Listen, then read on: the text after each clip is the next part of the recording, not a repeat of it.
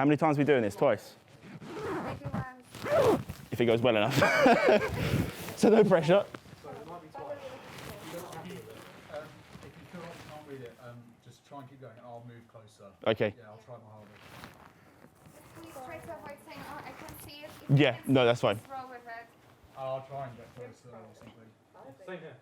30 seconds to live. Everyone in position. Stand by. We're going to break.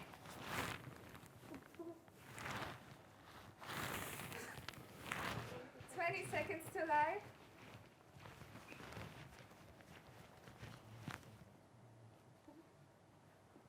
10, 9, 8.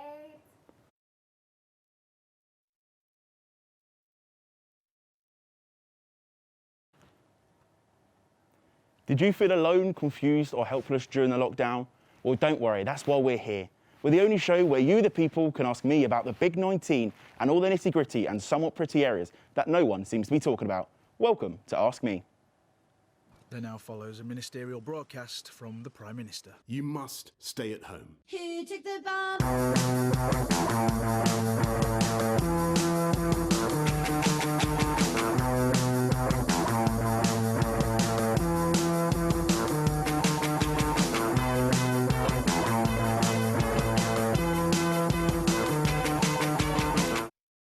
Wow guys, this is amazing. Coming back to our very first special episode in this festive COVID season. Besides the fact the bars are closed and there's nothing better to do than being stuck with me. I mean, seriously, it's been an absolute bag of tricks, isn't it? I mean, back in March, we're all fighting each other for luxury items, toilet paper. Londoners then left the city back to their parents' homes, and apparently face masks and hand sanitizer from out of nowhere became the most fashionable things. And then to top the year off, some idiots set fire in America to California doing a gender reveal. I'm also happy to announce that we've got the house lights up and that we've managed to make our studio COVID friendly and to keep our HR people from having a fit by letting you all know our health and safety measures for funsies. 7.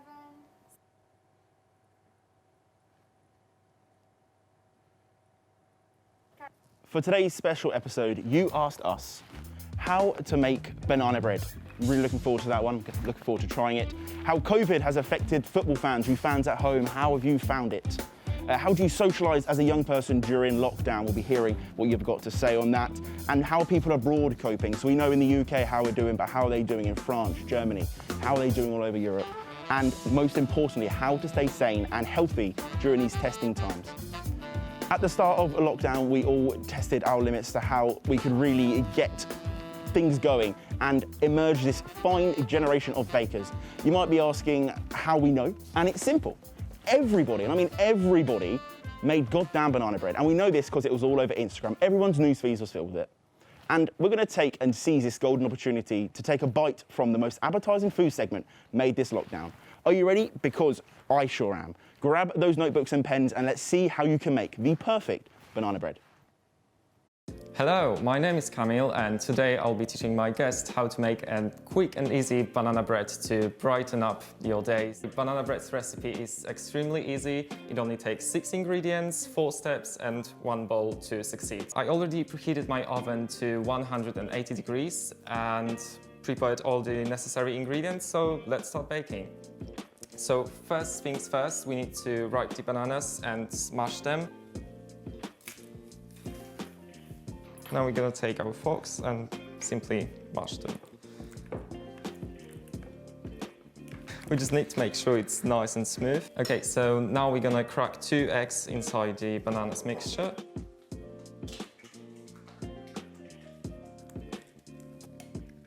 And then add 140 grams of sugar.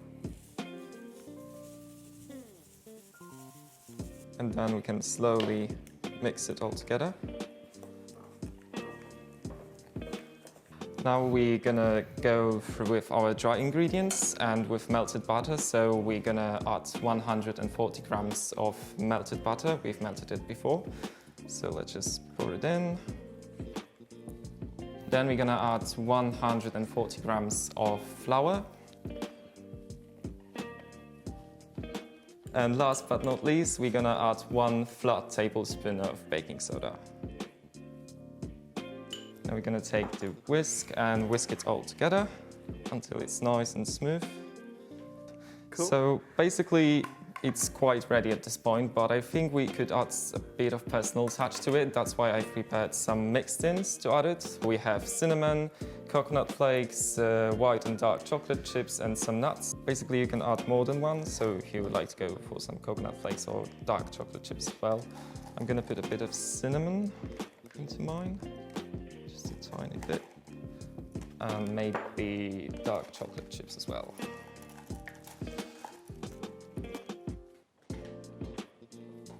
Lovely. So the very last step is to put the whole mixture into the loaf pan. We've already put some butter on the side so it doesn't stick to it, and it's nice to put it out after it's baked. So yeah. So all we need to do now is just to put these two into the oven, preheat it at 180 degrees and bake them for around 50-60 minutes. So let me just quickly go and pop it in the oven and we'll be back in a second. So here's our final product, about an hour of baking in the oven. So now we're gonna give it a try. We also put a bit of icing sugar on top to give it a nice touch. So let's give it a go, shall we? It's actually really, really good. It is really, really good. I hope you enjoyed our quite quick and easy tutorial. Go give it a try at home. Enjoy it and stay safe. Well, that was amazing, but not as amazing as the fact that our very own knight in shining armour and cameraman Jack is stood silently but vigilantly at the side as he's brought in his own perfect piece of banana bread that he made in that video. So first of all, let's welcome Jack to the show. Good evening, Jack. Hi, mate. Thank you Welcome. for having me on. Thank you for coming on.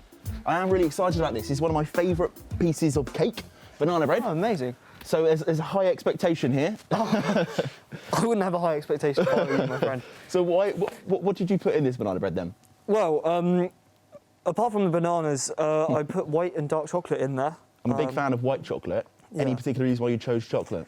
To be fair, we had a mixture of 4 ingredients on the table, and those are the two that kind of stood out. That stood out for you. Chocolate being chocolate, I guess. And you're not an avid baker, am I right in saying that? Oh, no, not at all. No, I'm very bad at baking. So that fills me with the utmost of confidence, Well, because we're going to be trying this in a moment. But just before, why did you start baking? Why did you decide to bake this? Well, we needed someone for the show to come on that kind of had no experience to see if we could teach them. And yeah, I volunteered really, knowing that I can't bake, and learnt a few things actually.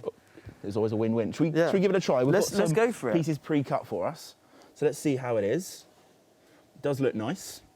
Yeah, it does. Let's give this one a try. Oh, I'm just going to break a little bit off.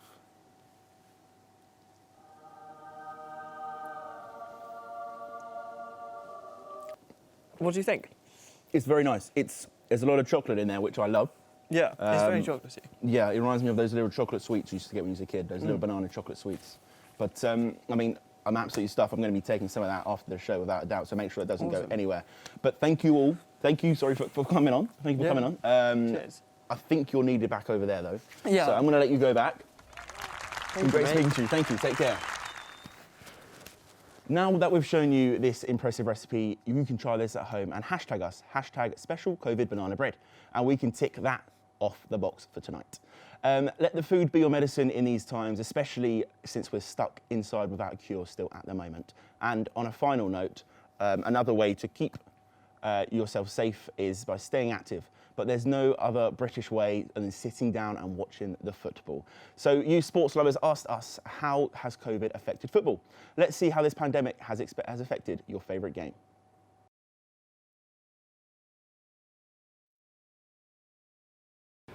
Oh, smashed it. Oh, was that the end? That was the end. No, that's not the end. Okay. There's a bit, no, that's not the end. There's a bit more, yeah, there's a bit more. Don't worry. Oh, do you know what? I didn't even finish that properly. Let me do another one. Right. Okay, I've got this. It's been just over 6 years since, I was so confident going into that one.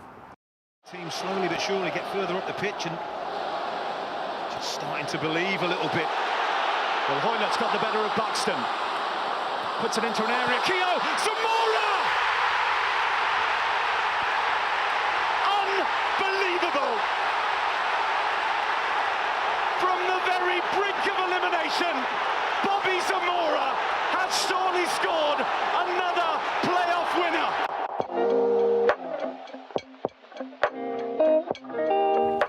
It's been 6 years since QPR fans saw Bobby Zamora's last-minute Wembley winner. 6 years on, and QPR are back in the Championship.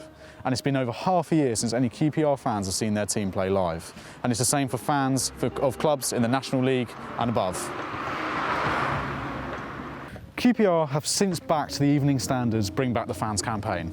And why shouldn't they? For a club like QPR that doesn't see the Premier League's huge income of wealth, matchday revenue is a really important part of what keeps these clubs competitive and stable. I think if they get financial support, things will ease out eventually, but if they don't, I could see a lot of lower league clubs going under. Maybe not in the Football League, but anything lower than that, I could see them going under. And then something else, hold on. Let's get his name right. Hold on, yeah, I've got it. On the 11th of October, there was a showing in the London Palladium of Andrew Lloyd Webber, Songs for a New World. The next day, these photos were seen circulating on Twitter, which sparked outrage among football fans. Critic Mark Shenton did not believe social distancing was being complied with at all during the event. I understand the logic in that you're singing and you're a lot louder, maybe at a football match, but then people are still loud in pubs anyway now. I think it's quite contradictory. A pub is not ventilated, as is same with the theatre. You're getting up and going to use the toilet, which is the same thing as you would be in a stadium. Like, there's no, I can't see a reason why a stadium is worse than a pub. Because it's, I haven't seen any evidence. I guess the only idea is there's more people. But if you're distanced, that's not an issue, surely. League Two Leyton Orient's chairman believe that they can fit 3,000 fans into their ground with social distancing and other COVID guidelines at their strictest. So why is it the Palladium can fit over 1,100 spectators in a closed-air building with no ventilation? Wow, I'm so glad I took that hazmat suit off earlier. Now, I know you're all wondering what this week's debate section is all going to be about. Well, we've had an overwhelming response from you, and you want us to discuss one specific topic. And for this topic this week, we're going to be debating. We've invited 2 students from the University of Westminster to try and hear out their experiences and issues on the topic of young people socialising during the lockdown. With me today, these 2 beautiful and bashful boys, Josh and Bobbs. Welcome to the show. Hello, you alright, mate? Thank you for coming on. How are you going? You good? Nice to meet you. How's it going? Welcome. Nice to meet you. Welcome. Take a seat, take a seat. Awesome, thank you very much. It's not been the easiest 10 months for anybody. No, not really. Say that no. again. It's, I mean, how have you kind of maintained relationships during the lockdown? Oh, you know, social media and all that, messaging, mainly video call, like Skype and Zoom and all that. But yeah, it's a struggle, really, especially for uni students and that, who have to go home a long way and get back and can't even see their friends, you know what I mean? And how far did you have to go back? Well, I live in Cornwall, which is a 5-hour drive from here, if quite you're lucky. a distance. Yeah. So yeah, it's quite a long way, long car ride. And did you kind of miss, obviously, because you're constantly with your friends and not with your family, whereas this is literally the complete opposite now, and obviously being at an age where it's all about socialising, going out and going through that uni experience. Going from one extreme to the other, like hanging out with your friends all the time, to go and to see your parents is quite not a shock to the system, but you know, there's only so much time you can spend with the folks, isn't there? Yeah.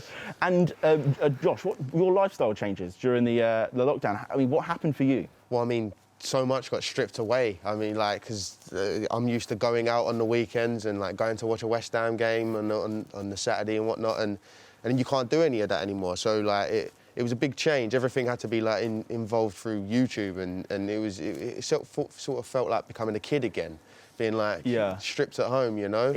And those changes now. So we've kind of come out of lockdown. There's talk of a second lockdown. Have you kind of gone back to your old ways, or have you kind of kept yourself away? Well, it's hard to go completely back to your old ways, but trying to keep how it was before and trying to get through it like before. And you're in a band, both of you? Yeah, that's right. So, I mean, for you, it's not just about changing the way of just your generic lives. This is actually kind of what you guys do as well. Massively. Affected us massively in terms of like playing shows now. Of course, because Flowers of Paolo, we released our first EP back in April. We were supposed to go and tour around the same time as that. Would have been really good for us in terms of promotion, but of course that got taken away from us, all cancelled from Rona and all that, you know what I mean? And obviously there's a big talk of the arts industry and all that at the moment. So for you guys, the next 12 months, are you planning? I've seen West End shows, some are coming back over Christmas. Obviously, if we go into a second lockdown, that's not going to happen. Yep. But for the next 12 months, are you guys able to plan? Yeah, we've got a little bit coming up. We're supposed to be going on tour in January. Don't think that's going to happen, but there's a tour coming up in March. We're going to be playing with face paint all over the country. Talk of like another single being released at the end of December, Soho Abode, that's what it's called, and possibly a live stream in January or something like that. So yeah, that's what we've got coming up. There's one topic specifically I kind of wanted to talk about with you. You're uni students, you're young, so there's a lot of kind of blame on you at the moment, especially for this kind of second wave that seems to be like going across the UK. UK's not the only country to experience it, not the only region that's experienced it, but in the UK, students are being blamed. What is your kind of response to that? What's your feelings and thoughts towards that? I don't think it's very fair, to be honest. It's hard to take because you're getting so much information. I mean, like, being young, you're naive to knowledge anyway. What is the real world? So when you get in, especially from government officials and like it's official BBC News and now, you're getting told one thing and then told you're a bad person for doing it the next week. It's hard to take, you know. So one minute there's that scheme we can all go out and eat, and the next week we shouldn't have gone out and eaten. And exactly. It's like pointing the finger. It's an easy blame, isn't it? So it's and it's difficult. I mean, there's a lot of students and young people just generally feeling the same way you are. Yeah. And if you could speak to them or their parents or those people blaming you and the government potentially at home, what would you say to them? It'd mainly just be, you know, our line of work matters just as much as anyone else's, really. You know, people need music in their lives, you know. What's life without a soundtrack? Just breathing and heartbeats, really, isn't it? It's, I mean, without a doubt, like, obviously, especially in the arts industry, so you guys, you work in, I mean, listen to music on a daily basis, listen to podcasts. And they're the people that are getting most affected by this as well. That's the worst bit. Like, everyone needs arts in order to survive at the moment because they're so cooped up, but they're the ones that the artists are struggling the most. So, I mean, I could talk about this kind of all day with you, but we are short on time. So I want to say a big thank you for coming on. Brilliant. I mean, there are a lot of people at home who are going to sympathise you and be feeling the same way you're feeling. But obviously, huge thank you for coming on. It's been great speaking. Absolute pleasure, no worries. So lockdown hasn't been the easiest for any of us, and the struggles we've been on our bubbles, and one kind of unanswered question we've had is, we've seen it in the UK, but what have people abroad been like during their lockdown? Je suis étudiante sur Paris depuis 3 ans. Je suis étudiante à l'université de Paul Valéry sur Montpellier dans la filière LEA, dans le parcours anglais-russe. Ça fait 4 ans que je suis en France.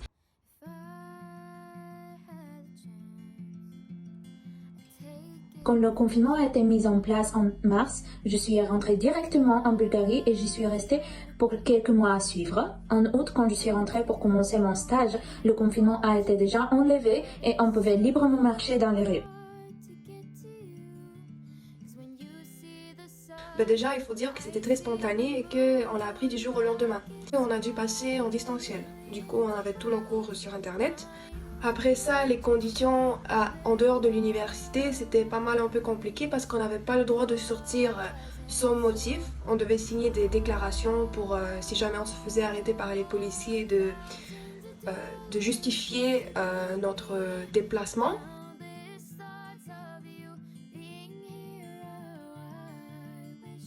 Mais avec la rentrée en septembre, les mesures se sont endurcies et les masques sont devenus quasi obligatoires. On devait porter un masque dès le moment qu'on quitte notre bâtiment jusqu'au moment qu'on rentre le soir.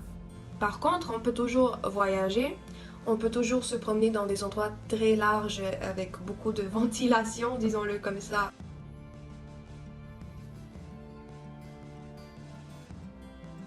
Bien sûr, cela n'a pas découragé les Parisiens qui sont fiers à leur terrasse et tous les bars et les restos étaient blindés des gens. En fait, on pouvait sentir une vraie joie de vivre des gens qui retrouvaient ses potes au bar par exemple. Mais malheureusement, les conséquences de ces sorties n'ont pas tardé et les mesures sont en train d'évoluer en permanence. Le dernier étant le couvre-feu de 21h pour toutes les grandes villes de la France, y compris Paris. En gros, ça c'était pendant le confinement de 3 mois, ça s'est très bien passé. La seule chose positive que j'ai pu en tirer de cette expérience, c'est qu'il faut vraiment, quand il y a une situation mondiale qui est très sérieuse, chacun devra faire de son mieux pour pouvoir contribuer pour que toute l'humanité s'en sorte.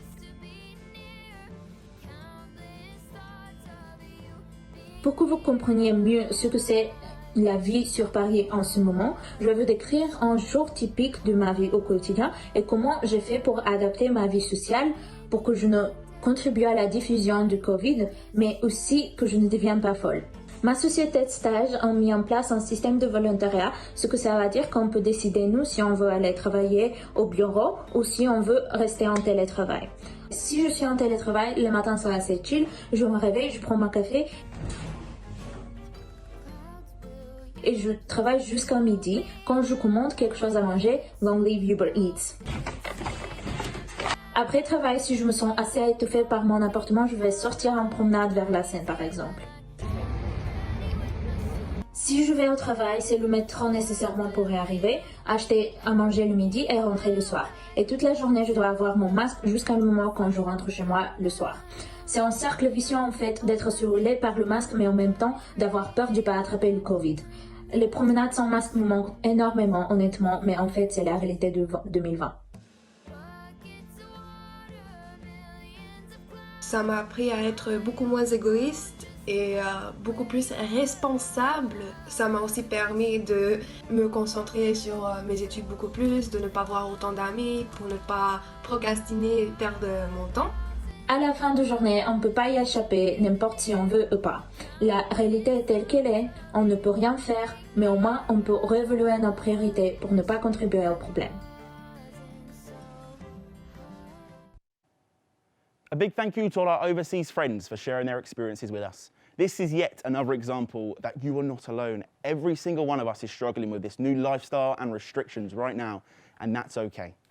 Now that we've received their energy and positivity, we have a very special guest coming in tonight to share their secrets with yoga and practicing well-being. And please welcome to the show, Trina. Trina. Hi. Thank you so much for being here. It isn't the usual way. You are joining us by video link today. Are you all okay? I am. It's become quite a usual practice for me with my yoga classes. I mean, so you're yoga instructor. How have you kind of coped with these changes during lockdown, and kind of how have you kept your spirits nice and high? So I think one of the most important things that yoga teaches us is to be present in the moment. And with there being so much uncertainty around the future, to really hone in on things that make you happy in the instant. So something every day. So making sure you prioritize spending some time just on something that gives you a smile and not feeling guilty about doing that. And kind of what benefits do you have from practicing yoga and obviously meditation? Oh, there's so many. I could talk to you for days, but I think particularly in the current climate, the things that come to mind are the ability to reduce our stress and our anxiety levels by using breath and movement. What would you say kind of has been the most common thing that someone's asked you to help them with during this lockdown? Anxiety, for sure. Yeah. A lot of people that have never experienced it before, and a lot of the time we don't even know that we're anxious.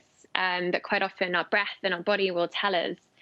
And it's something I think most people have experienced during this time. It's been tough for absolutely everyone. And so using then that breath to calm yourself down, there's something so simple that you don't need equipment, you don't need money, you have it at your hands at any moment. And it's a tool you can just use, absolutely. And you're going to show me now how to do some easy poses. For those watching at home can also join in as well. So what are we going to do today? I've got my yoga mat ready. So what are we going to do? Wonderful. So we're going to lay down on our back. So this is one of the most simple poses, but often the simple ones offer the greatest benefit. So there's no fancy Instagram going on here.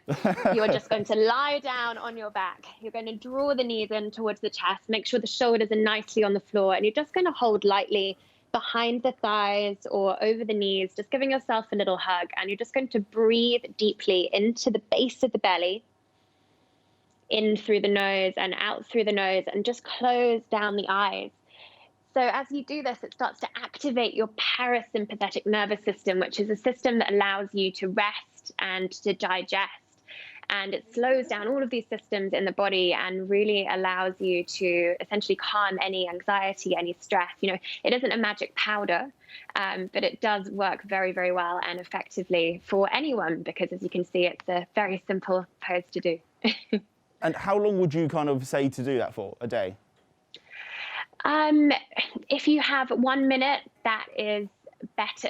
I would say do it for a minute or two each day rather than trying to do it for 20 minutes in one day. Consistency is the key, really, to things like that. Start small and do it, make it manageable. Well, thank you for coming on today and sharing your knowledge with us. You're so welcome. That was quite an appearance. Obviously, I've never done yoga before, so that was the first time, so thank you for that. So now we've answered your questions. That's all we've got time for today. But before I finish, I want to leave you all on this note.